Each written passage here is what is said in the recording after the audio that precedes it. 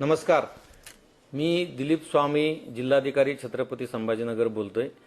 एक अत्यंत महत्त्वाच्या व नाजूक विषयाची संदर्भात आपणांना विनम्र आवाहन करण्यासाठी मी आपल्या समक्ष आलेलो आहे।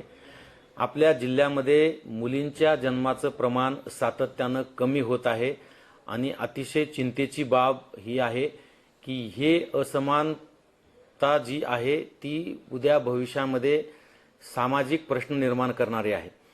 त्यामुळे गर्भलिंग तपासणी ही जी कायद्यान्वये बंदी घातलेली आहे, PCPNDT कायद्याच्या अंतर्गत अशा पद्धतीनं गर्भलिंग तपासणी करणे हे कायद्यान्वये गुन्हा आहे आणि त्यामध्ये अशा प्रकारची तपासणी केल्याचं निदर्शनास आल्यास त्यांना कैदेची शिक्षा होऊ शकते।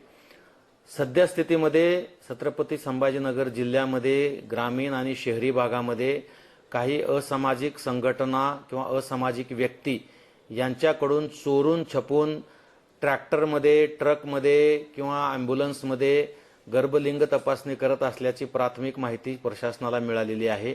या व्हिडिओद्वारे मी समस्त नागरिकांना विनम्र आवाहन करतो की आपणाला जर अशा पद्धतीने कोणत्या ठिकाणी किंवा गोपनीय ठिकाणी अशा पद्धतीनं गर्भलिंग तपासणी होत असल्याचं निदर्शनास आल्यास एक जबाबदार नागरिक म्हणून आपण टोल फ्री नंबरवर संपर्क साधावा किंवा जिल्ह्यातील प्रशासनातील कुठल्याही वरिष्ठ अधिकाऱ्यांना आपण याबद्दलची माहिती दिली तर आपलं नाव गोपनीय राखलं जाईल आणि त्या घटनेची सत्यता पडताळल्यानंतर आपल्याला रोख स्वरूपामध्ये इनाम सुद्धा, पुरस्कार सुद्धा दिला जाईल आणि आपलं नाव गोपनीय सुद्धा ठेवलं जाईल याची खात्री आम्ही बाळगलेली आहे।